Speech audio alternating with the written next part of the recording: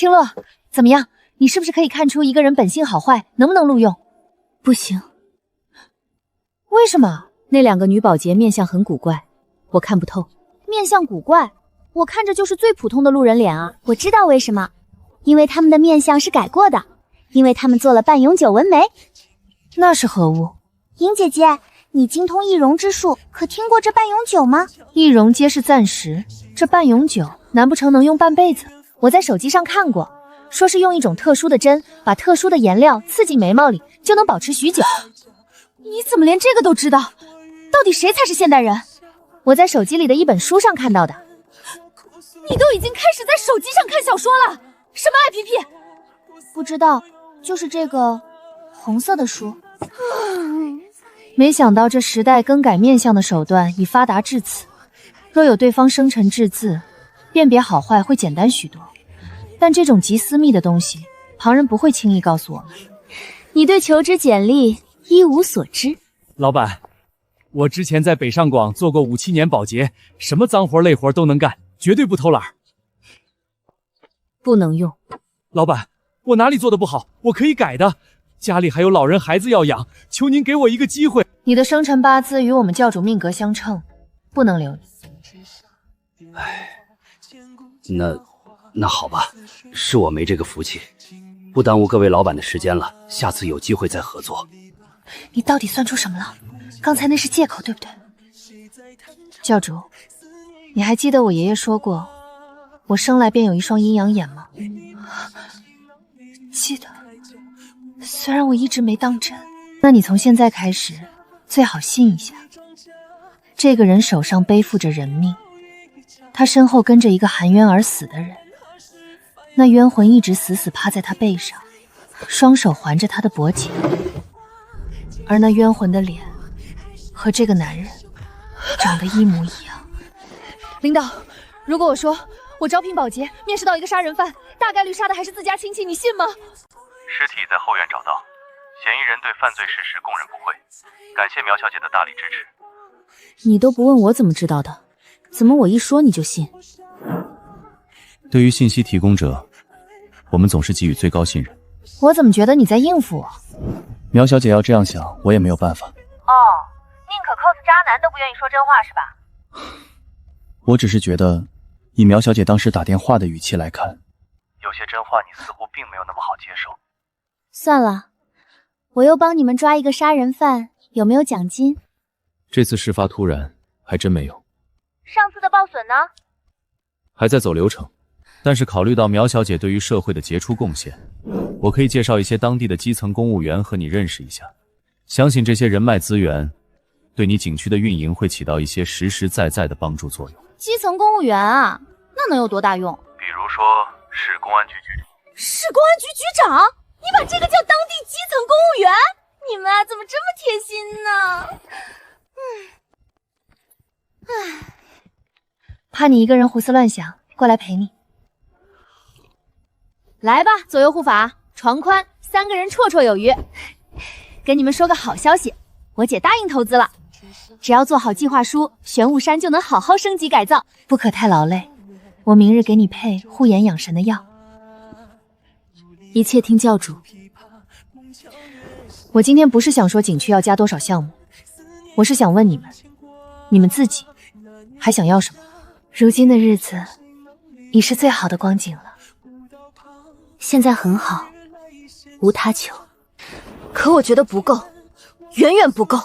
这破木头床硬的跟石板似的，我每天睡醒都腰酸背疼，要换入胶床垫，10厘米厚的那种。有没有一种可能，是你缺乏锻炼，腰疼扎2针就好了？重点是，咱们现在和游客混住，游客晚上喝酒说笑，吵得听得一清二楚。还有人鬼鬼祟祟蹲在房间门口偷看拍照，尤其花月展，每天门口都围着一群人，一点隐私都没有。所以我要建员工宿舍，单人单间，24小时热水，空调地暖全装上，乳胶床垫，智能家居，智能门禁，只有我们自己人能进。好不容易来到现代，还住木头房子有什么意思？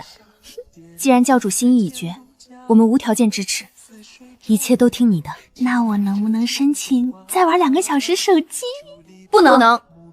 熬夜伤气血，必须早睡。说什么一切都听教主的，全都是大骗子。你想了这么长时间，最后告诉我你要找我借500万，就为了做一个3层楼的员工宿舍？姐，我员工比较特殊，需要隐私，建好后把空房整一整，100间房1天600，一个月就180万，很快就能还你。3层楼，一共多少间房？18间房。你现在有多少固定员工？加上我一共16个。因为16不能被3乘除，所以你做了18间，是这个意思吗？不愧是我姐，数学真好，一点庸语都不留。我奉劝你再考虑考虑。当时我有100多个员工，也以为不会增加了。密道又有人出现了。都怪我，爹被官府抓走了，好多天了，他回不来了。你爹为什么被抓走？慢慢说。那一日，我爹从山上回来，给我带了谢大人亲手做的点心，那点心太好吃了，我舍不得吃，每天只敢啃一小口。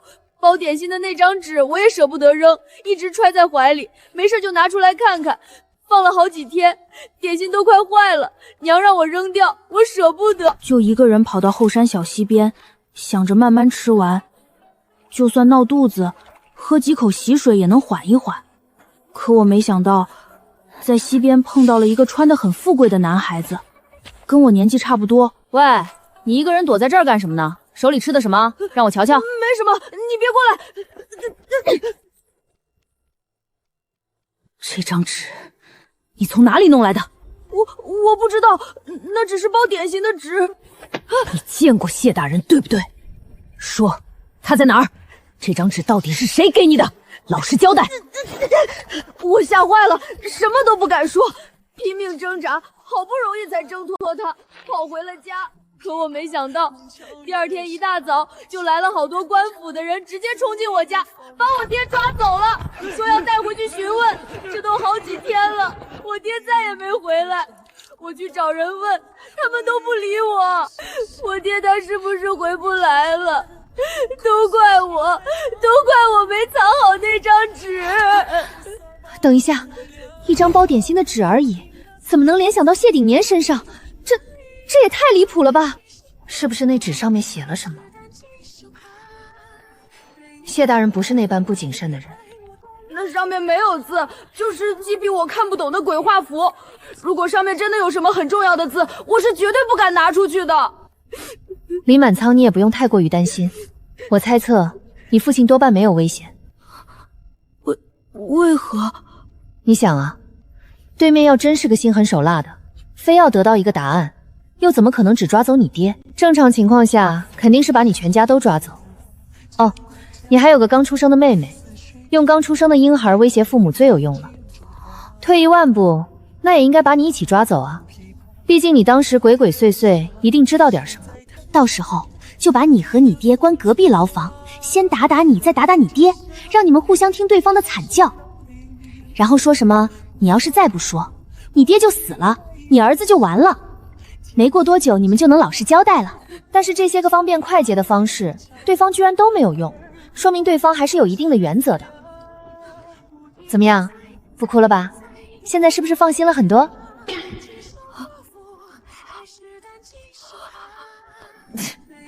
你说话能不要那么像个反派吗？我觉得不像。这你都能念？他说的又没错。好了好了，不管了，先去找谢先生。现在最重要的是弄清楚那张纸的来历，这件事只有他能解释清楚。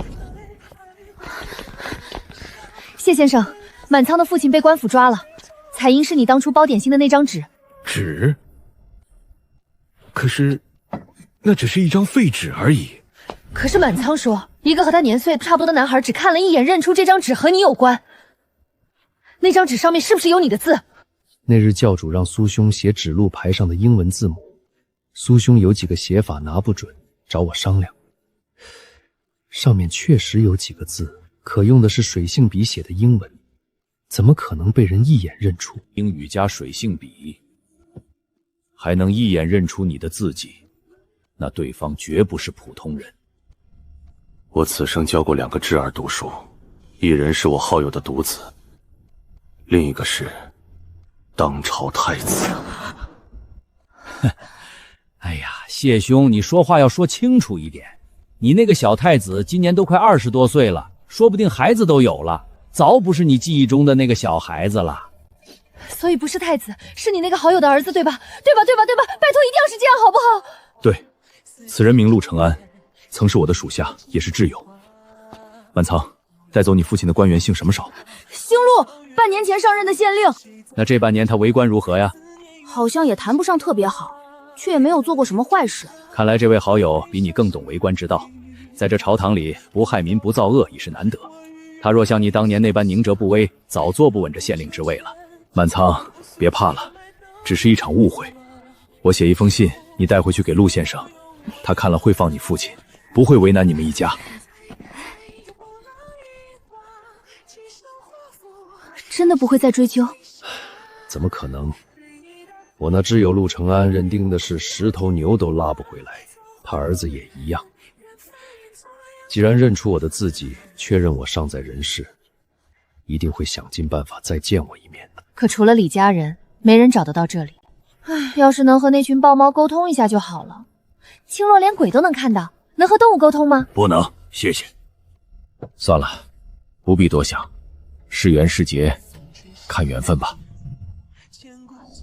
某网红度假村打着市港名义骗取免费劳动力，我们员工辛辛苦苦干了好几天，1分钱都没给，卫生条件差得离谱。姐姐说过，按浏览量阶梯处罚，最高直接封号。这视频再发酵一下就够封号了。您发布的玄雾山云海奇观点赞量突破1000，累计9次抽奖机会，可补齐解锁10连抽，是否使用？恭喜获得价值100元推流红包1个，可指定视频增加曝光量，有效期7天。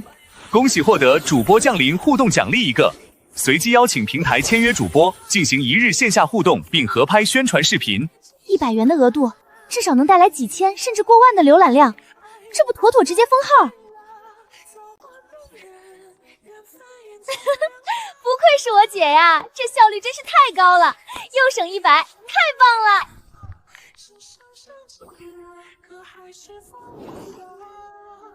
情感主播，咱们山上2只大黄狗都是单身的，魏楚山、温秀玲、苏望奎他们不算单身，算丧偶，一个个清心寡欲，4大皆空，怎么合作？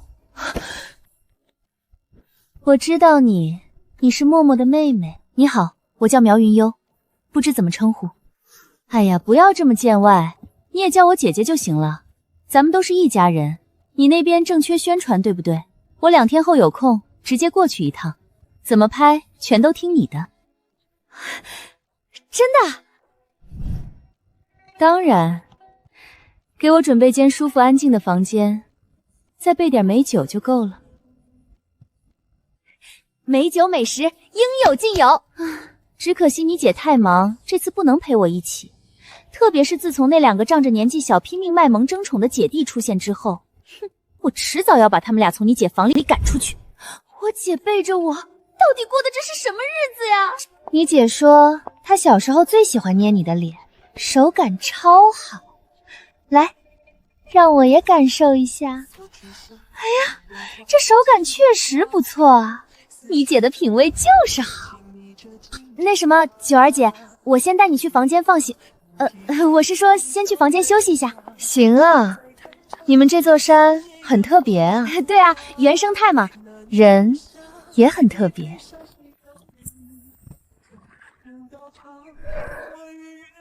你真好看，姑娘这般风骨，这般韵味，才是真正的世间难寻。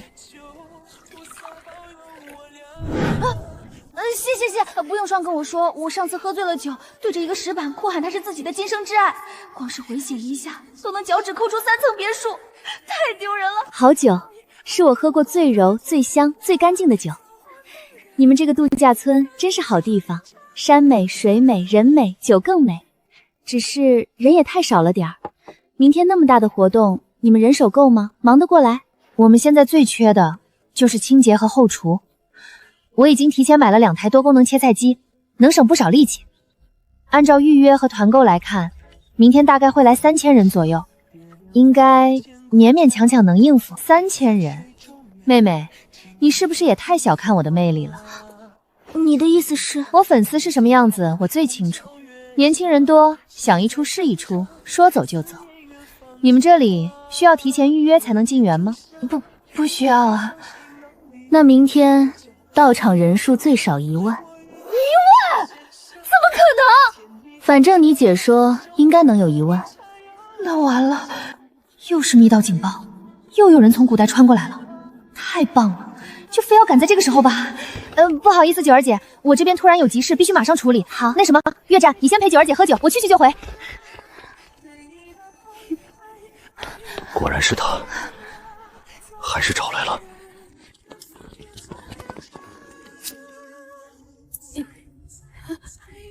小儿好想你啊！他们都说你死了，小儿不信，小儿终于找到你了。你看看你儿子成何体统！谢大人啊，你活着真是太好了，太好了！大人，这里到底是何处？你先说，你们是如何到此处的？那日，萧儿无意中发现你的字迹，虽然读不懂，想来或许是什么暗号，我们就想从那李家人口中问出你的下落。没想到那家人也是实心眼儿，我好话赖话都说尽了，他就是不肯说。后来我派人跟踪他儿子，发现他在山上消失后带回了你的亲笔信。信上虽让我放心，我到底不踏实，便带萧儿上山碰碰运气。昨日找了一整天都不见人影，直到遇见一只云纹豹猫。唉，果然又是那群猫猫带的路。你可以理解为这里是仙境。你说此处是仙境，你已成仙？不对，哪有神仙需要亲自算还要吃饭的？哼，这就是你们的刻板印象了。神仙就不能馋吗？神仙就不能喜欢好吃的吗？谁规定神仙必须喝露水？这位是教主，与我有救命之恩，也是我们所有人的主心骨。原来是苗教主，早有耳闻，久仰大名，失敬失敬。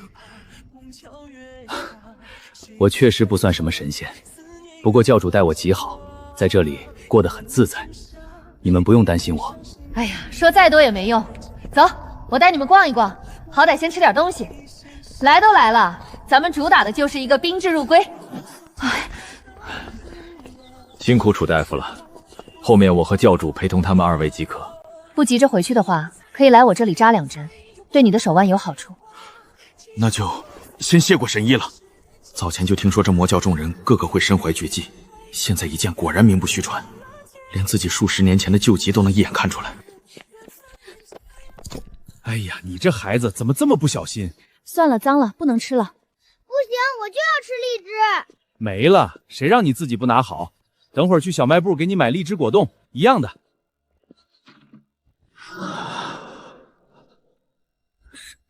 师傅，刚才那是传说中的荔枝吗？是，我在宫中贡品画册上见过，绝不会认错。师傅，那几位是此处的王公权贵吗？对了，我们刚刚是不是没有行礼？若是我们在规矩上有什么不妥当的，我们可以补上，以免贵人苛责于你。我去给他们磕头。哎，没有什么行礼啊，大清早就亡了。现代社会人人平等。不是，他们只是最普通的寻常百姓罢了。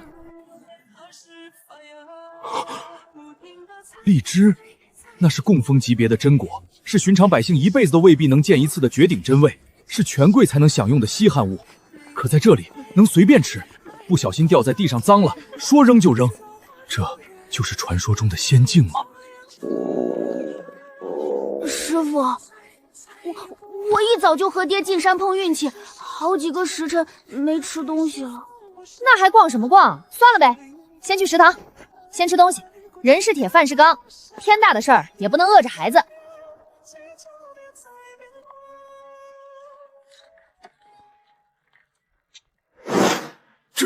这是厨余垃圾。这2位是？这是我的旧友陆大人，还有他的儿子云霄。这位是安宁，也是我们山上的人。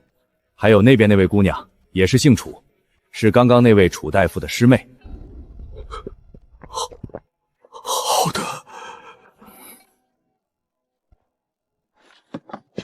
外面还有客人要下单吗？没有了。那行，那我正好出去溜达一圈，透透气，你们慢慢聊。大人，长安，别这样。我知道你要说什么，你不必如此。我知道，大人您好不容易逃出那片污浊不堪的牢笼，才得这么一方清静自在的日子。我绝不是要逼您回去，更不敢打扰您现在的生活。我只是想求大人，刚才那一桶你们不要的所谓的厨余垃圾，能否让我带走？那样一桶东西，若是兑上水，熬成稀粥，足够100余名百姓吃上好几天。朝廷的赋税，我虽已经百般拖延，百般想办法，可我实在是没有办法了。县里的百姓也真的没有办法了。这些剩菜混在一起都放了一阵子了，再兑上水，真的不会食物中毒吗？这些东西，今日我可以给你带走，只是我要告诉你，你们今日能意外撞进此处，不是我们能控制的。不知下一次见面，又是何年何月？我不是不想帮你，我只是不希望给了你一时的希望，转头又让你陷入更深的绝望。再者，你说我自私也罢，这里的事情绝不能让太多人知晓。我不希望，也不能把教主卷入险境。大人您总是这样，您看太远，想得太深。您总想着一次性帮他们解决一生的事，您总想着要为他们改变这个天下，改变这个朝廷。可对于我这种平庸之辈来说，能够帮他们解决眼前这一顿饭，能够让他们明天不饿死，已经是我拼尽一切能做到的全部了。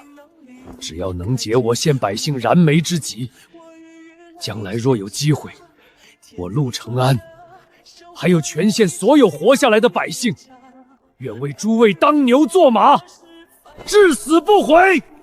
哎呀，我真服了，你们那边那么多人发愁吃不饱饭，我这边还在发愁剩菜太多，人手太少，收拾不过来。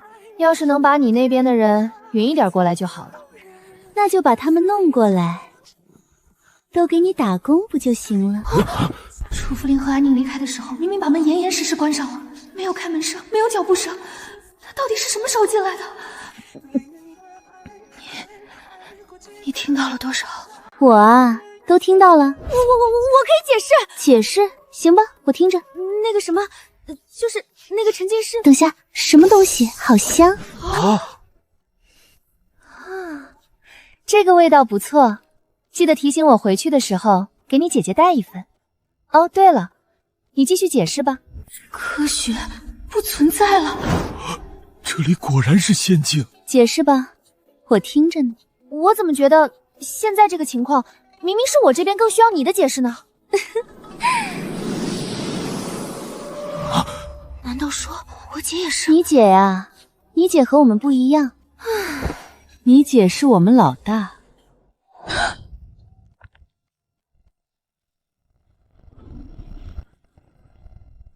还需要继续解释吗？不用了，谢谢。好了，现在轮到你了。我就是穿越异世界古代，捡了一堆人，成为魔教教主，最后带着一座山穿越回来了。跟你姐猜的差不多，只不过有一点点小小的出入。什么？你姐还以为你在那边修仙呢，毕竟上次同行的楚大夫看着像有功夫的，你却毫无锻炼痕迹，他就觉得你是深藏不露的高人。不愧是你姐，想象力真丰富。所以你在那个武侠世界，你真的一点功夫都没有学吗？为什么呢？是不喜欢吗？不好意思啊，真是让你们失望了。哎呀，好了好了，以前的事情咱们不说了，我们再说说后面的事情。你们明天不是缺人吗？正好把那边吃不起饭的百姓带过来打工不就行了？真的吗？真的可以，当然可以啊。这群小家伙作为山神受了这么久人族的信仰和感恩，已经开了灵智，明明连妖都算不上，却到了半仙之境，实在有趣，连我都是第一次遇见。不仅拥有跨越时空的能力，还能分辨人心善恶。不过这倒也方便，至少他们一定不会把坏人带过来。他们刚才已经跟我说了，只要你们愿意持续给到他们喜欢的供奉，他们愿意帮你们这个忙。供奉童男童女，不会有什么千年雪莲、万年灵芝之类的吧？九儿姐，那他们想要什么样的供奉呢？哦，他们说了，他们想要猫条，据说是被游客带来的猫咪安利的。猫条是何物？包打！星兰、谢叔，快来密道入口，监控里发现了不得了的东西。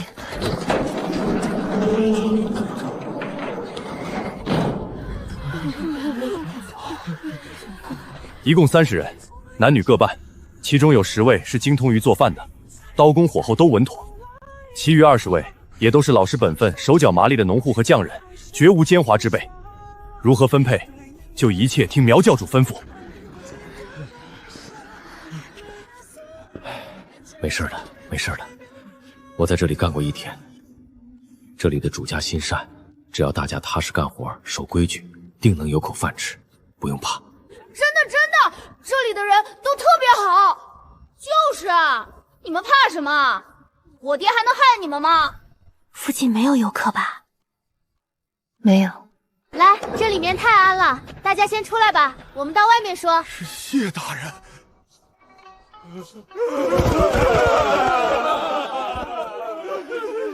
快请起，快请起！使不得，万使不得！哇塞，谢先生真是顶流啊！理应如此。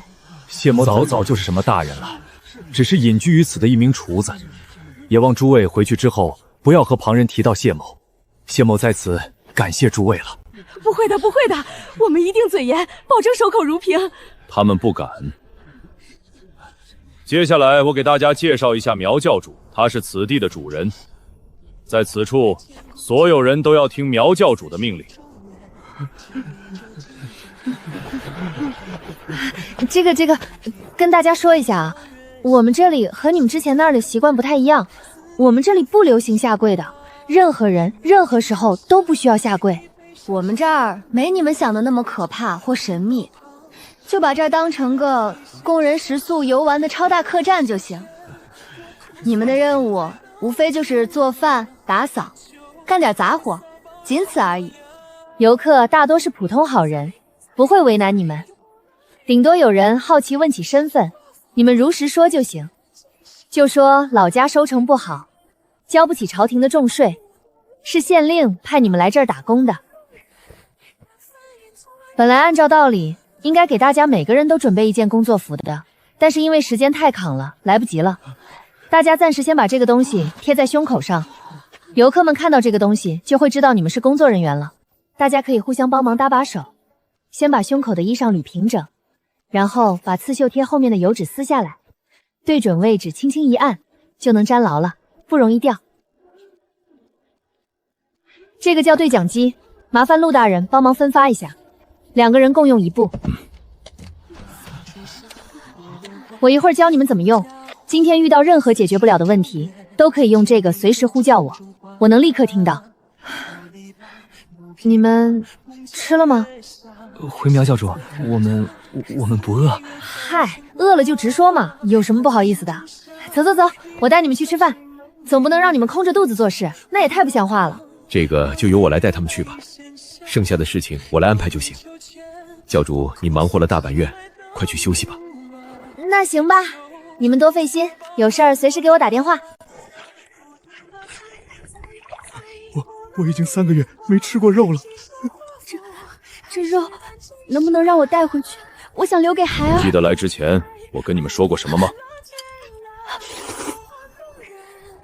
程安，这些人你到底是怎么选出来的？自然是选了县里最老实本分、手脚麻利的。没有那么简单。方才我让他们守口，不许提我的过往。你脱口而出，他们不敢。你为什么这么确定？他们绝对不敢。因为他们的卖身契在我手上。你说什么？陆承安，你逼着百姓卖身！我没有逼任何人，我只是在县衙衙门口贴了一张告示，需要买一批人回来干活。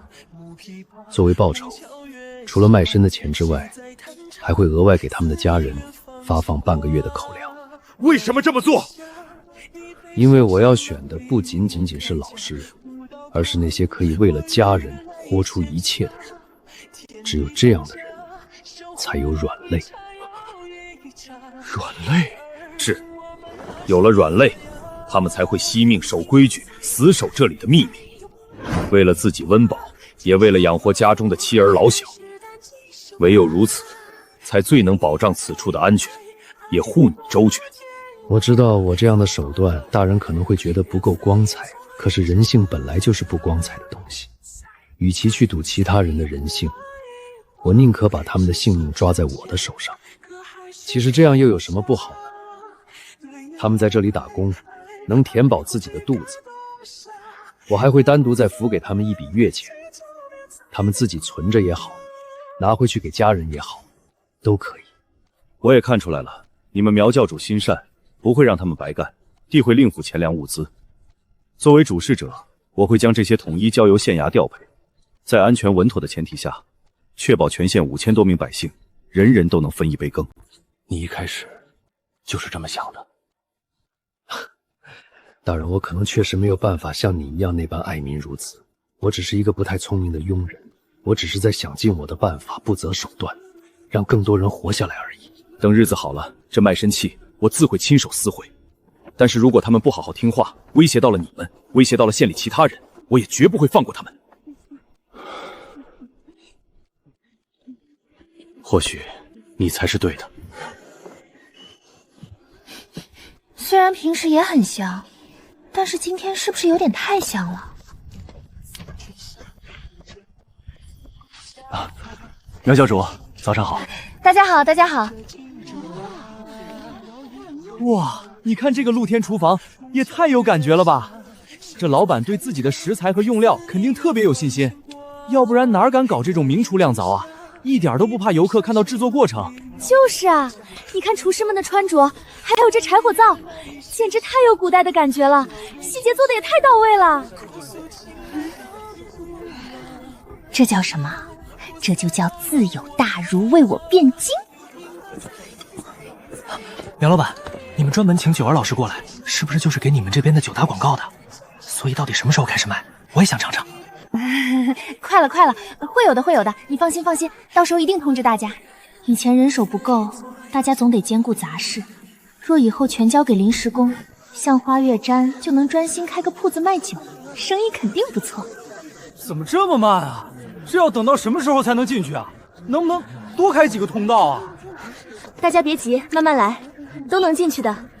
当天人流量竟然真的达到了1万，和张默之前预测的一模一样。这位小伙子说他最大的优点是专一，那我想问问九儿老师怎么看？专一是好事，但前提是你得先有让人值得被你专一对待的本事呀。当天成功撮合3对情侣，顺手劝分了5对。虽然劝分比撮合多，但总体来说，活动效果还是非常好的。苗老板，下次可得多准备点座位啊！放心，下次一定多备点桌椅，让大家都能舒舒服服的吃饭。喝点水吧，别着急，很快就到你们了。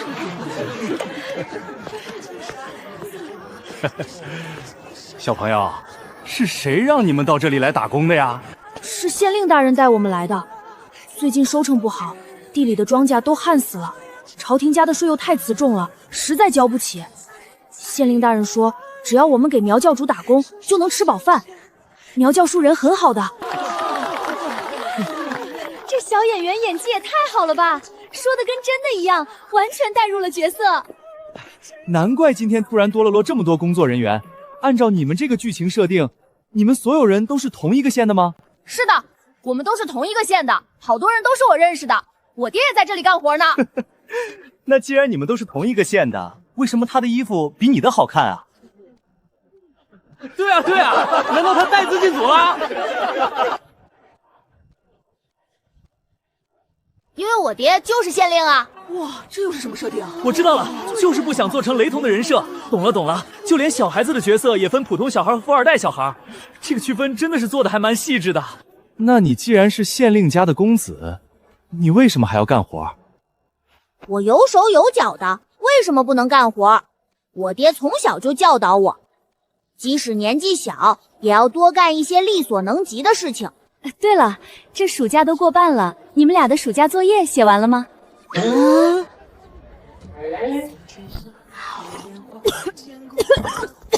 喂，这位客官，能不能多在孩子面前说点开心的东西啊？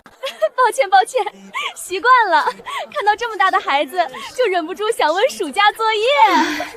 这些游客真是什么都敢问，也不看看这俩孩子听都没听过暑假作业是什么东西，差点就给我穿帮了。快看，太浪漫了！下次我一定要带你来现场看。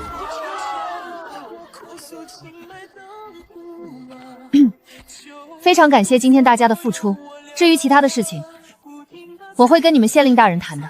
小儿，你带他们先回县衙，我晚点自会跟上。是，父亲。该谈的事情，今晚必须谈清楚。你的事情，谢先生已经跟我说了。怎么说呢？一开始我确实有点意外，没想到你会用那样的方式选人。但是不得不说，就你这个老谋深算、多思多想的个性，倒是让我觉得很安心。苗教主的意思是，选择相信我了。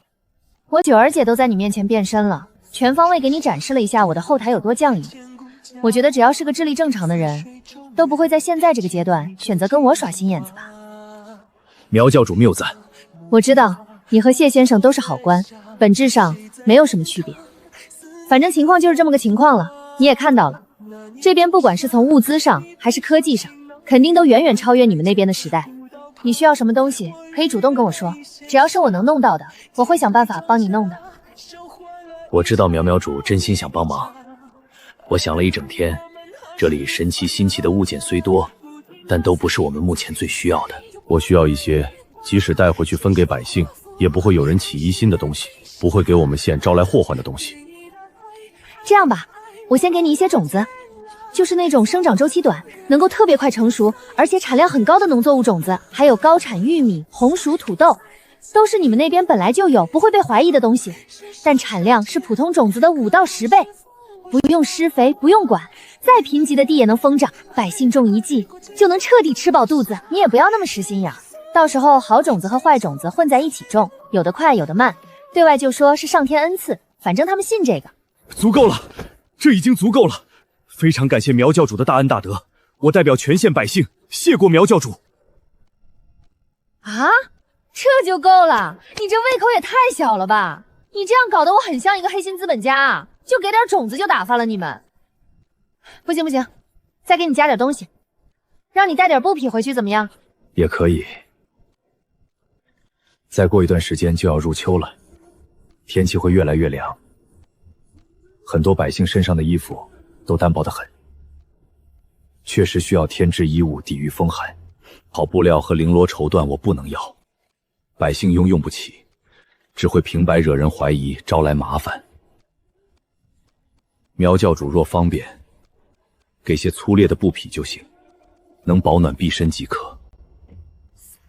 你确定只需要这么点东西？30个人打1个月的工，总工资12500，平均每个人月薪416块6毛6，1个月500都不到。天哪，资本家看了都要落泪。不能这么算，这批物资按我们的物价折算，1年下来近万两，快赶上太子的年俸了。一个小县城每月能得这些，已是天大的恩典，不能再加了，再多我简直不敢接。对了，你们这个太子是个什么样的人？当爹的已知是个王八蛋了，荒淫无道，苛捐杂税，就是不知道这个儿子怎么样。据说谢鼎年还教过他，应该教不出什么坏孩子吧？太子他不是个坏人，心地还算善良，也体恤百姓，只是性格有些过于软弱了。哦，是个废物。我们可以换个话题吗？那就说说排班吧。像他们给主家打工的，平时多长时间休息一次？没有固定休息的，一般来说，在春节、端午、中秋，主人家寿辰可以休息几天。那他们能回自己家吗？像他们这样签了卖身契的，严格来说，人彻底属于主人，连命都是主人的，是绝对不能自己随便回家休息，没批准就回家，叫逃奴。被抓到之后，下场会很惨。所以你一开始计划的就是让他们一直在我这里干。如果可以的话，希望苗教主能让他们1月休息1日。好卑微的请求，这是真的把自己当黑心资本家了。唉，那什么，其实今天只是一个特殊情况，我们平时也没有这么多游客。正常情况下，也就是星期五、星期六、星期天的游客会比较多，可以让他们30个人分2组，7天一个循环，每一组都有2天休息。你觉得怎么样？星期五是什么意思？还有星期六、星期天，这些我从未听过。不重要，到时候我让谢先生给你们出个排班表，按照排班表上班就行，保证让他们既能好好干活，也能好好休息，不会委屈了他们。多谢苗教主体恤，如此便再好不过了。到时候在密道出口搞个人脸识别打卡机，直接关联智能门锁，自动开门。咱们这个草台班子也是越来越正规了。你呀，抓紧时间去找那个姓秦的家伙，把那些人的身份证给办下来。身份一落定，就算被其他人族盯上，也抓不到半点把柄，省得日后多生事端。那个秦先生那边真的会给办吗？不会反过来把他们都抓走吧？当然会给你办，他给我们办过不知多少回了，经验丰富得很。再说了，这种事情他们只会比你更加不希望被普通人知晓。那个人啊，什么证件都能给你办。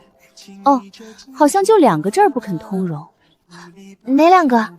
第一个就是驾照，非说什么为了公共交通安全，一定要我们自己去考，真是岂有此理。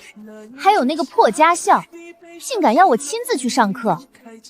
若不是看你姐开车辛苦，想帮把手，我会需要这破驾照。得亏他后来直接搞了一批无人驾驶商用车。那第2个不能办的是什么？结婚证呀。别的不说，为什么你们会有这种需求呀？我上次心血来潮，都拿刀出来威胁他了，逼他给我和你姐办一张结婚证。那家伙硬是硬着脖子没同意，半点情面都不讲。我姐这日子过得也是挺不容易的。好了，不逗你了，我走了，有事常联系。对了，你姐让我走的时候问问你投资的事情想好了吗？打算要多少钱？我想先借个800万，你觉得行不行？是不是稍微有点太多了？800万？不好意思，我们公司账上没这种零钱，凑个1000万给你吧。你们这群毫无人性的妖精啊！先撤了哈，回去就让人给你打钱。一家人别客气，捅破天也有我和你姐兜着。不过先说好，遇到小麻烦最好自己解决，再不济来折腾我都行，千万别去烦你姐。你姐现在能够分给我的时间已经很少了，不建议你再来分一杯羹哟。好的，好的呢。秦先生你好，我这边有30多个临时工想要办身份凭证，麻烦您那边帮忙处理一下。是每个月都会有30多个，还是？看看这个问题问的，一看就是经历过类似情况的毒打。一共就30多个，你放心。所以你的意思是，暂时就这30多个，以后的情况还不好说，对不对？你要这么说，好像也没错。知道了，这边请苗小姐用手机拍下他们的登记照，统一放在一个文件夹里面，用他们的姓名加年龄加性别的格式进行并名，压缩之后传给我就可以了。这个人到底已经多么熟练，到底帮多少黑户办过身份证啊？那什么，还有别的要求吗？我们这边没有任何要求，唯一的要求就是一定管理好这批员工。苗小姐这边可以做到吗？包的。他们已经明白了，这里不是陷阱，不是险境，而是能让他们吃饱穿暖，靠双手挣出生路的地方。一双双原本麻木绝望的眼睛，此刻都亮着光。满仓，咱们这个月全勤，多学点东西，多长些见识。好，好，都对上了，没问题。大家先忙吧。你们方才都看见了吗？那卡片上是咱们的模样啊！何止是模样，依我看，那是把魂魄的一部分生生封印在了小卡片里。苗教主果然是天上神仙下凡，手段通天。菩萨心肠配上雷霆手段也是常理，大家不用惊慌，我们只要好好干活，这里的主人不会对我们这等凡人不利的。你说的对，咱们只要好好干活，报答教主的大恩。对，好好干，绝不能给教主添麻烦，绝对不辜负苗教主。几经对比，方案敲定，耗资780万，加急3个月，建一栋5层50间房的小楼，选址定在林中，挖空中间，外围留错落的树木做屏障，再围上一圈游客展布的栅栏。既然要做改造，就要客人觉得物有所值。思来想去，我直接找到了最懂格调的花月展，商量了一整夜，定下方案。后面的房间按琴、棋、书画4大主题区分。哦，对了，一会儿让花影给我画一幅9鱼图，就是荷花和9条鲤鱼，寓意长久富裕，年年有余。我到时候挂在前台。要不再来一幅花开富贵？也行，快去快去。哦，知道啦，我的教主大人。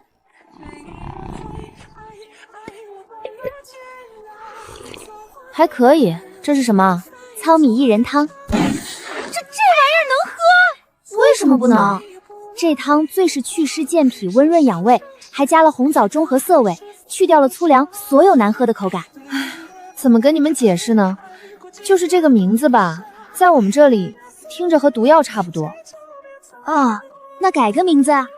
算了，就这样子。后面的名字你们也按照这个逻辑去取名，什么千机饮、断肠草、含笑半步悲啥的。你自己听听，这种名字取出来，会真的有人买？哎，小同志，这你就不懂了。网上说说就得了，现实中谁不想急头白脸的抛钱在奶茶店买杯毒药尝尝呢？哎呀，教主都这么说了，一定有他的道理。暑假已经结束了，你们俩再在这里干下去，我就要被人送进去踩缝纫机了。赶紧回家给我好好读书去。我不想读书，还是这里好玩。回去没意思，我就想在这里干活。快别哭了，快回去吧。县令大人特地破例让你和云霄公子一起去书院读书，这是多好的机会，你要好好珍惜，将来才有出息。爹过几天休息的时候就回家看你。哎呦，这2个小家伙也太可爱了吧，哭成这样是有多舍不得这里啊？可不是嘛，我家孩子来这儿玩了2天，也天天念叨着不想走。我怀疑他们是因为暑假作业没有写完才这么哭的，有理有据。你还说别人呢？你自己的写完了吗？一个字没写，我直接在拼夕夕买了本写好的，这就叫科技改变生活。我去，不早说！再哭，寒假也不带你们玩了。就算你们来了，也直接把你们扔进补习班补课去，还是英语的。滚蛋吧你俩，咱们寒假再见。8月份总收入786万3600，支出203万3760。哦，对了，这个月还多了一笔额外支出，你给我们每个月都发了1万的工资，加起来是15万。哎呀，说真的，教主，你不需要给我们发这么多工资的，根本用不完。像安宁他们到现在都没搞清楚手机支付要怎么用。拉倒吧你一个人花2个人的钱，当然觉得多了。花影最近是不是又给你买了好多小裙子？哎呀，可是确实好好看呀。买吧买吧，下个月再给你们多发一点。对了，临时工的工资是怎么算的？哦，临时工的工资是用物资的形式给的，反正也不多，就直接算在了日常成本消耗里面。这样算下来8月份度假村的净收入是4679840，这么多钱啊！等下，还没有算完。上一次算账余额53万，加上教主姐姐打过来1000万，秦先生那边打过来80万，减掉员工宿舍780万，加上这个月净收入，我们现在的现金流是8216706。我怎么觉得我下个月就能把我姐的那1000万给还上了？那也不一定，毕竟8月份还在暑假，人流量大。那没事儿，就算降到只剩1/2或者1/3，也有100多万呢。教主养得起你们。对了，考虑到你最近快递有点多，每次都要下山取快递太麻烦了，我准备引进2个快递柜放在山上，免得还要我们亲自下山去取。教主最好了。苗老板您好，又来打扰您了。稀客，今天怎么有空上来？不是来拍东西的？哎，不是，刚好陪陈默过来做针灸，顺便我们南省卫视有个合作，想跟您聊一下。是这样的，我们南省卫视打算做一档古风探案类综艺，叫《陈氏谜案》，第1期打算录制3天。我们都觉得您这度假村的环境最合适，所以想问问您，能不能让我们在这儿录制？嘿嘿，我们台里也是刚知道，您居然跟张总也很熟，不然也不会安排九儿老师来您这里做活动了。九儿老师可是张总那边 top 3的大主播。哦，你们也认识我姐？姐，这么亲密的称呼，果然这种资本雄厚的人之间都是有千丝万缕的联系的。现在有谁不认识张总啊？更何况张总还是我们电视台的赞助商，合作了很多次了。哦，这样啊，和我姐都合作这么多次，想必非常靠谱了。您放心，费用方面我们肯定不会亏待您。按业内规矩，录制3天综艺，我们会支付3天包场费用，还会额外承担场地清洁和道具损耗的费用。您看这样可以吗？苗老板，还有个小小的请求，您看能不能找几个颜值高一点的工作人员，客串几个小角色，不用有台词，就是露个脸，配合一下拍摄就行，这样能给节目带来一些生面孔和新鲜感。行啊，我知道你说的是谁，放心吧，到时候让他们俩配合你们拍摄。太感谢您了，苗老板。您放心，拍摄结束后也会把剪辑好的片段发给您，帮您宣传度假村。好的好的，也感谢你了。你们家有人喝酒吗？花月展刚刚研制出来的果酒，用山间的野果酿的，口感清甜不上头，给你带点回去尝尝。那我就恭敬不如从命。啥时候我们也买个大车？你那个小3轮虽然好，但是一次最多带2个人，我们能不能也买个大的？这个建议不错，采纳了，我抽空看看。就买那个，一边玩去。我的天，小哥，你也太好看了吧！这是哪个牌子的美瞳？美瞳是什么？等一下，你的意思是说这银发紫眸是天生的吗？也太绝了！哎呀，你看，之前跟你说过的，这里的人真的很喜欢你的样貌，你老是不相信，现在信了吧？可以，他这造型很好看，也很适合这里的环境。今天就给小白做这个造型。不好意思，不知道你介不介意？什么？竟然有人喜欢我这个样子，甚至要特意做成和我一样的样子，为什么？这些人疯了吗？可以，没问题啊，这个造型确实很好看。哇，太好看了，简直是本人。我这美瞳真的没你的效果好，你的眼睛太好看了，自带光泽，比美瞳自然多了，看着就像有星星一样。谢谢。这个头巾的造型要复刻吗？小哥哥，你这个头巾都起球了，就不戴了吧？你的头发这么漂亮，没必要这么遮住啊。我帮你修剪一下头发吧，看起来很久没有剪了，发梢有些分叉。看你自己。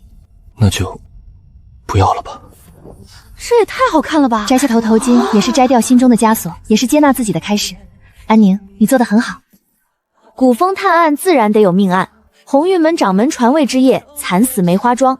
6位明星火速入戏，搜证对口宝，我就在旁边纯吃瓜看戏，美滋滋。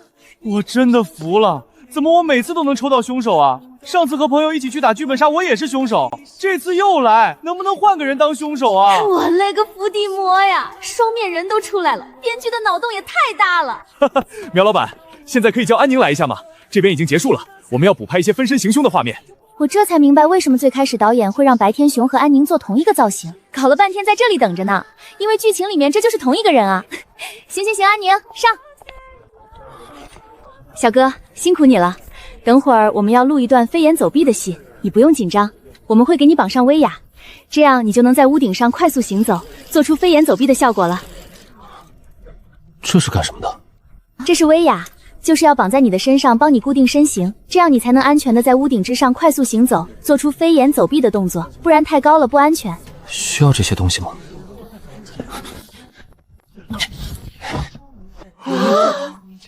来，安宁你下来，咱们还是听节目组的，绑一下，安全第一。好的，教主。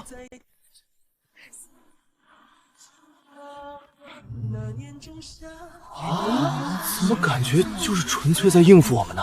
这是一个普通的景区工作人员该有的职业素养吗？安宁，你收着点啊！不行，根本弹不过去，咱们的力气实在达不到啊，这根本不可能完成啊！算了，这段直接后期做特效吧，反正观众能看懂那个意思就行了。咱们人力实在达不到这个效果。有一说一，那么远的距离真的能煮子弹过去吗？我怎么觉得不太可能呢？教主，我也不知道，感觉应该可以。Hello， 有没有哪位在悬崖附近帮我看看有没有人？回教主，这个时间悬崖没有人，只有我在打扫。收到，你现在也离那边远一点，我们要做个试验，扔点东西过去，你过一会儿帮我们看看扔到哪个区域就行。好的，教主。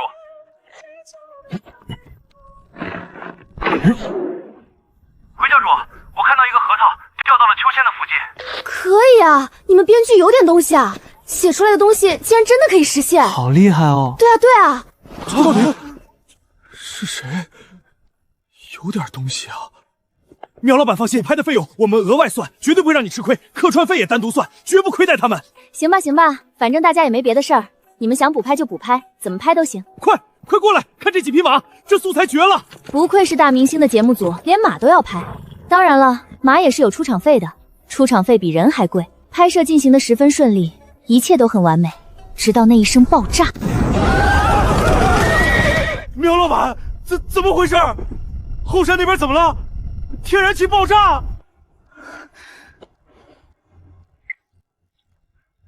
道出口的监控被人故意破坏掉了。没事，大家别慌，可能是我存放在后山的废旧设备自燃了，没什么大问题。苗老板，这不行啊，我们机器都架好了，要是现在回客房重新搭建会很麻烦。后山离这边这么远，应该没什么事，你赶紧带人去处理，我们再拍一会儿，很快就拍完了，行不行？你留在这里，一定要护好他们的安全，盯着他们，别让他们往后山方向去。等他们拍完，立刻带他们回住宿区，绝对不能有任何闪失，知道吗？放心吧，教主。喂，怎么了？你说什么？白天骄他不是走了吗？没走，还跑到后山去了。他一个人跑到后山去干什么呀？连助理都没有带，你怎么不看好他？我也不知道啊。他说他有一个朋友很喜欢这种毛茸茸的小动物，他就自己一个人偷偷跑到后山去拍豹猫了，说是要拍一段视频发给那个朋友，我拦都拦不住啊。刚才听到后山的爆炸声，我就赶紧给他打电话，结果打了好几个都没人接，我实在没办法了，只能给你打电话求助。导演，你快想想办法找他吧，要是他出了什么事儿，我们可就完了。别担心，五湖花影已经离你后山了，正在排查情况，不会有事的。不够，现在还多了一个失踪的人，叫白天骄，完全手无缚鸡之力的那种，估计连我都打不赢。他一个人偷偷跑到后山去了，现在联系不上他，你一定要找到他，千万不能让他出事。他要是出事，咱们这度假村就彻底完了。好，我知道了，我立刻带人扩大搜索范围，一定会找到他，你放心。你现在找个安全的地方躲着，不要靠近后山，等我们的消息。一个都没有少，还好，楚灵霜、魏子君、安宁他们也都跟着洛星兰和花影去后山了，希望一切顺利。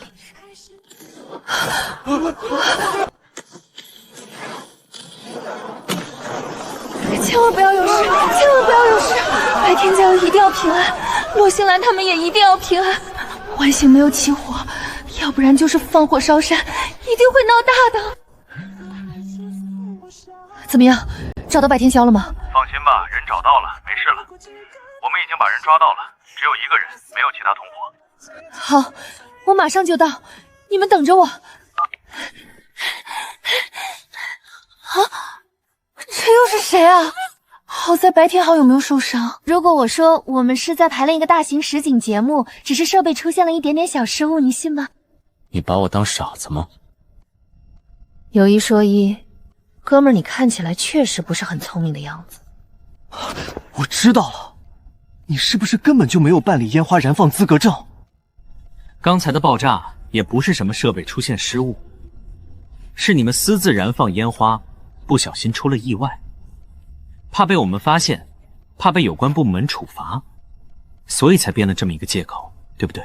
笑死！烟花燃放资格证是什么东西？我听都没听说。不过这确实是个编瞎话的思路。对，没错，被你发现了，真是不好意思呀。刚好现在度假村游客不多，我们就趁这个机会抓紧时间排了一排，想给你们一个惊喜，结果没想到不小心出了一个小意外。这个烟花点得太早了，还吓到你了，真的非常不好意思，实在是抱歉。那我这算不算是抓到了你一个小把柄？算是吧。你想咋地？也没什么，就我有个朋友特喜欢少见的毛绒动物，我看后山那只豹猫挺亲你的，能不能麻烦你叫他配合录段视频？我想发给我朋友看看。包了，没问题啊，多大点事儿。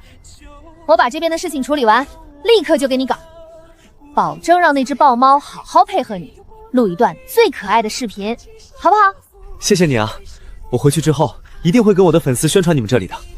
啊，感谢。来，子君，你现在就把白先生送回住宿区，一定要把他安安全全送到，路上小心一点，懂？好的，教主。白先生，请跟我来。那可是南省卫视造型师才给做的造型，银色的长发，精致的编发，好看的不行，现在全没了，太浪费了。这小妮子的功夫一般，身手也不算厉害，但是她身上带了好多雷火，还有烟雾弹，威力极大，还能遮住视野。一个冷兵器时代，你这差不多都快赶上热武器了，纯作弊，难怪能把我这一群大侠搞得个灰头土脸。你什么情况呀？谁派你来的？行不更名，坐不改姓，雷火门雷灵阴是也。雷火门，我对这些江湖门派的名字一直不太熟悉。雷火门是一个专门研制雷火、擅长使用雷火的门派，而且这个门派好像还和朝廷有联系，在江湖上也算得上是名门正派，只是行事比较隐秘，很少有人知道他们的具体情况。哼，原来是朝廷的走狗，难怪敢这么大胆跑到这儿来撒野，简直是无法无天。你胡说，你才是朝廷的走狗，你全家都是朝廷的走狗。再骂一句试试。我们全家已经被朝廷害死了，我们整个雷火门也都被朝廷灭门了，他们还诬陷我们通敌叛国，把我们赶尽杀绝。你凭什么说我是朝廷的走狗？凭什么？好了，别哭了，是我说错了，行了吧？既然不是朝廷要你来的，那你告诉我，你来这里干什么？我是来找洛星南的。虽然江湖传言魔教的人已经受到天谴，灰飞烟灭了，但是我不信，我一定要亲眼过来看看。我有很重要的事情要找他。当初雷火门遭人陷害，只有我和母亲侥幸逃出，母亲身受重伤，自知将死，也明知凭我俩无力报仇，于是临死前，他挖出祖坟里埋藏的所有财宝，全数交给了杀手组织。我们也知道这是一步险棋，可是我们当时只求能够让仇人陪葬，已经顾不上其他。哦，这下听懂了，原来不是和洛星兰本人有纠纷，是和洛星兰的前单位有经济纠纷。这个虽然我知道你很惨，但是这你就有点不讲道理了。钱又不是我们星兰收的，你找他有什么用？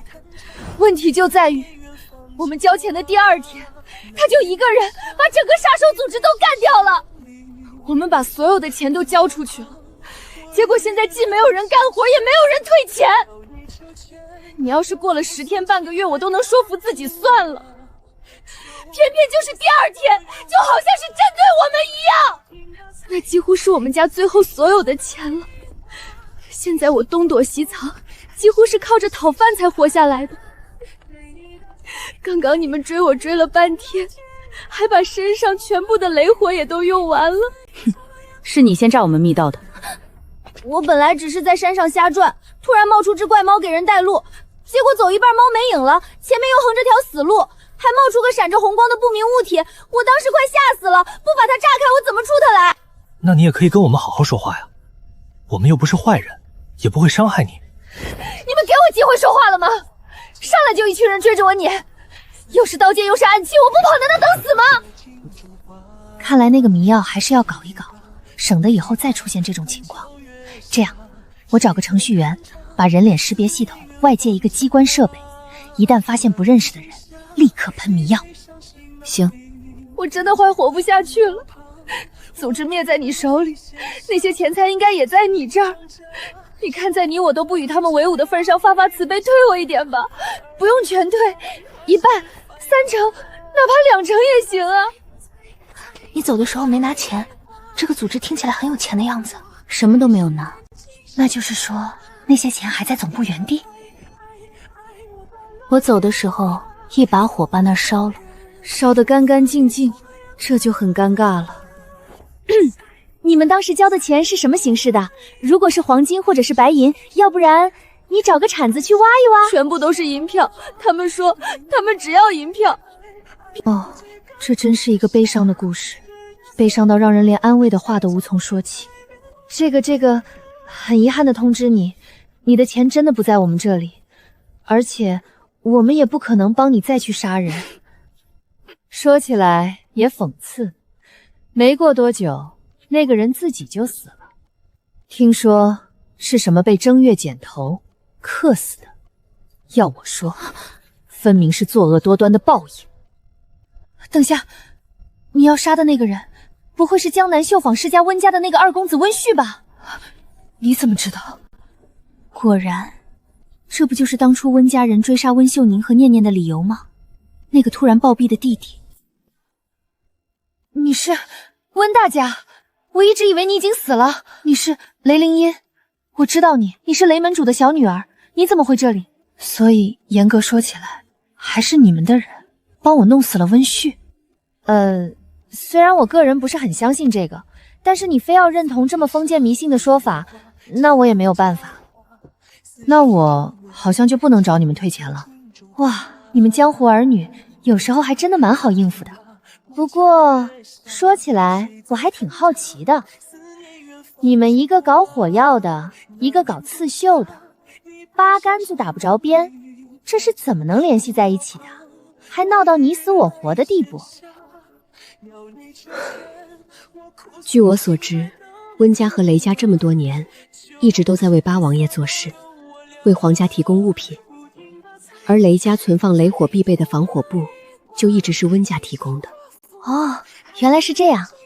我和温家已经闹翻了10多年了，我只记得在我父母那一辈，温家和雷家的关系还是很好的，甚至还有过结亲的念头。为何如今会闹成这样？温煦到底做了什么？那一切都要从蛮族入侵说起。当时边境战事吃惊，朝廷大举派兵出征，雷火门奉命护送一批至关重要的火药前往前线，那是支撑整场战争的关键，无数士兵的性命都系在那一批雷火之上。可谁也没有想到，火药还没送到战场，在半路就突然炸了。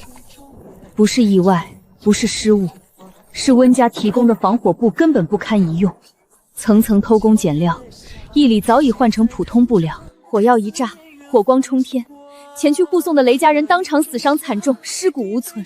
更可怕的是，因为这批关键火药被毁，前线大军瞬间失去依仗，那场大战一败涂地，无数无辜士兵白白送命，举国震动。龙颜大怒的皇帝当即下令让八王爷全权彻查。我的叔叔九死一生逃了回来，跪在八王爷面前，一口咬定是温家的防火布出了问题，才酿成这场大祸。可八王爷根本连听都不想听，直接将人关进大牢，下令严查。一番严查之后，呈上来的结果却是雷家通敌卖国，证据确凿，说是雷家早就把真正合格的防火布偷偷卖给了敌国，这才导致大军惨败。燕帝大怒，圣旨一下，雷家通敌叛国，满门抄斩。温煦虽然纨绔骄纵，却粗枝大节，有勇无谋，绝不是能布下这么周密狠毒圈套的人。那些证据当然不是温煦准备的，是八王爷。温家和雷家原本都是他手底下最能捞钱、最听话的两棵摇钱树，可雷家精锐在押送火药时已折损殆尽，雷火门名存实亡，彻底没了利用价值。他自然没必要为了一枚废旗搭上完好无损的温家。哼，反正这抄家，他早把我们珍藏的古籍配方搜刮一空了。真相是什么，从来都不重要。在绝对的权力面前，真相不过是上位者用来达成目的的工具。重要的是，什么样的结果对他最有利，什么样的棋子值得他保留。其实，我和娘亲当初去找杀手组织的时候，真正想杀的从来都不只是一个人，一个是温煦，另一个是八王爷。可杀手组织的人听完，只当我疯了，毫不留情的嘲笑。哎呀，瞧我光顾着听故事了。既然一切都是误会，你也别跟我们客气。你要找我要银票，我还真没有，但是管够吃的东西，我们这里多的是。我让人先带你去吃点东西，好不好？我带你去。念念也去吧。你们先去吧，我一会儿就来。走吧走吧，我们这里的东西可好吃了，保证你吃了就忘不掉。其实我知道娘一直很担心我会因为之前的事情产生阴影，或者是自卑什么的，但是我一直都没有好意思告诉我娘，我一点都不自卑，也一点都不害怕。如果剪个头发就能克死那个王八蛋，我只会觉得我太厉害了。没错，你那个二弟温煦死了之后，温家现在由谁掌管？二弟死后，自然是三弟上位。他和我跟温煦不是一个母亲，他是庶出，从小就经常被温煦欺负。多么经典的宅斗小说情节！说真的，你觉得你那个二弟到底是怎么死的？他从小身体强健，又习武多年，一向无病无害。他亡妻刚去世1年，丧约满了，家里又给他定了名门亲事，正是意气风发的时候。其实我一直不相信他是无缘无故突然暴毙，所以你也怀疑？今日听雷姑娘一番话，我大概能猜到，有可能是我那三弟为了夺权上位，暗中动了手，也有可能是八王爷要灭口，斩草除根。那你有没有想过，可能还有第三种可能？有没有可能是他准备娶的那个名门千金，实在受不了他这根二手烂黄瓜，干脆一不做二不休，在成亲之前直接把他给弄死了？好了，温姨，跟你开玩笑的，别想了。反正这件事跟你早就没有关系了。记住，你已经不是温家的人了，你是我苗教主的人，懂？就算有一天温家杀人放火、叛国投敌、坏事做尽，那也跟你、跟念念一点关系都没有。一切都听教主的。那是什么东西？为何能飞得那么高，竟不用借力，也不用翅，还能停在那儿不动？这个呀，它叫无人机，下面有专门的人拿着遥控器操控它，它就能在天空里自由飞翔，还能到处拍照录像呢。好厉害啊！你们在这儿坐着，我去帮你们拿吃的。你看这个东西可好玩了，还能做什么无人机灯光系？你看它们还能组成图案呢，是不是很漂亮？天哪，这是人为操控的吗？竟能做到这般精准？苗老板，原来你在这里啊！你那边的事情解决了吗？哦，差点把这个人忘了。对了，安宁的头发是怎么回事？怎么烧焦了？刚刚造型师看到他，天都塌了，硬是忍住了下班的冲动，把他抓过去重新剪头发了。这……所以什么时候可以带我去拍猫猫？我都等不及了。什么意思？你还要拍？你还没拍完？什么叫没拍完？我根本就没拍到。你不用管了，你就在这里帮我打包点心，我一会儿就回来。你想都别想，绝对不可能再让你一个人去了。没事的，教主，你去忙吧，我会好好守对付雷姐姐的。等一会儿就会被家长抢手机然后痛骂的那种。哦，不对，他现在已经没有家长了，太地狱了，扣一佛祖原谅我。那行吧，走，现在就去吧，就在西边的林子那边就行，保证让你拍个够。来来来，开饭啦！你给我听着，你是这里最乖的了啊！配合这个人，咱们拍个美美的视频，拍完我就给你3倍的小零食，好不好？懂了就点头。这猫成精了吧？这都听得懂？他应该会喜欢吧？实在是太感谢你了，苗老板，我朋友肯定会很喜欢的。对了，你们那个烟花秀什么时候正式对外演出？我到时候一定要第一时间来买票观看。什么烟花秀？等等，这里不是有个现成的技术型人才吗？要是能把他留下来，更何况他无亲无故，身无分文，还被朝廷通缉，简直是再适合加入魔教的好苗子。一定一定，到时候绝对第一个邀请你，你一定要来玩。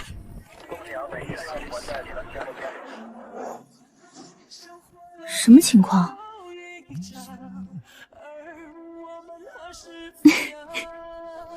把手机还给念念，你玩这个吧，这个屏幕更大。哇，我们这里是不是很好玩？是的。那有没有兴趣以后就留在我们这里？